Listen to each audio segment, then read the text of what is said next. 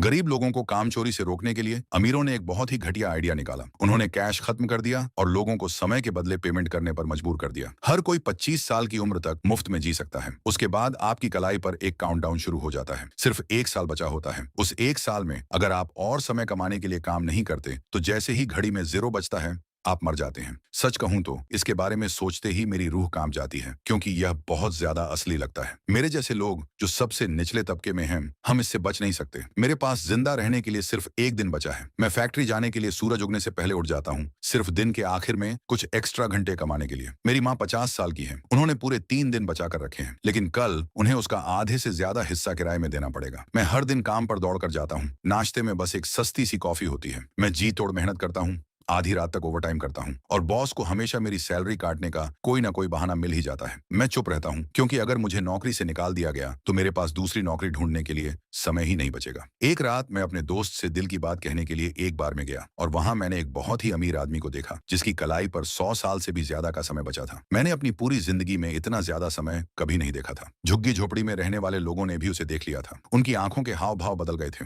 मैंने उस अमीर आदमी से कहा कि वह जल्दी से यहाँ से निकल जाए, लेकिन तब तक बहुत देर हो चुकी थी। समय लूटने वाला एक डाकू अपने गिरोह के साथ झुग्गी झोपड़ी वाले इलाके में घुस आया। वह जो चाहे करता है, लेकिन उसका लूटने का तरीका थोड़ा अलग है। वह आपको एक द्वंद्व युद्ध ड्यूल के लिए मजबूर करता है। अगर आप हार जाते हैं तो आपको अपना सारा समय उसे सौंपना पड़ता है। उस अमीर आदमी को पता था कि वह भाग नहीं सकता। वह मान गया, लेकिन उसने कहा कि उसे पहले बाथरूम जाना है। उसे यह नहीं पता था कि मैं वहीं अंदर छिपा हुआ था। मैंने उसे पकड़ा और हम दोनों वहां से भागकर एक सुनसान फैक्ट्री में पहुंच गए। हमने उन लोगों को चकमा दे दिया। हमने घंटों तक बातें की। उसे यह पूरा सिस्टम बिल्कुल पसंद नहीं था। अमीरों के इलाके में उनके पास हजारों साल का समय होता है, फिर भी वे हमारे लिए चीजों की कीमतें बढ़ा देते हैं। इसलिए हमारा समय हमेशा खत्म होने की कगार पर रहता है। मैं थक गया और मुझे नींद आ गई। जब मैं जागा तो वह जा चुका था और मेरी कलाई पर मेरे पास रखे ग्लास पर 100 साल और जुड़ गए थे। उस पर लिखा था, मेरा समय बर्बाद मत करो। मैंने उसे एक पुल पर बैठे देखा। पता चला कि वह जिंदगी से पहले ही ऊब चुका था। जब उलटी गिनती काउंटडाउन 0 पर पहुंची तो वह नदी में कूद गया। मुझे कुछ समझ नहीं आया, लेकिन मैं जानता था कि मुझे वहां से जल्दी निकलना होगा। अगर किसी ने यह देख लिया होता तो वे सोचते कि मैंने ही उसे मारा है। मैं सबसे पहले अपने दोस्त के पास गया, उसे 10 साल दिए, फिर फूल खरीदे और बस स्टॉप पर अपनी माँ का इंतजार करने लगा। मैंने सब कुछ पहले से ही सोच रखा था। उसे अपने साथ अमीरों वाले इलाके में ले जाकर बसाना था, लेकिन जब बस आई तो वह वहां नहीं थी। काम खत्म करने के बाद उसने किराया चुकाया और उसके पास सिर्फ 1 घंटा बचा था। बस का किराया ठीक 1 घंटा था, इसलिए वह मेरे पास पहुंच सकती थी और मैं उसे और समय दे देता। लेकिन आज अचानक बस का किराया बढ़कर 2 घंटे हो गया। वह इतना किराया नहीं दे सकती थी। ड्राइवर को इसकी जरा भी परवाह नहीं थी, इसलिए वह दौड़ने लगी। मुझे भी इसका एहसास हुआ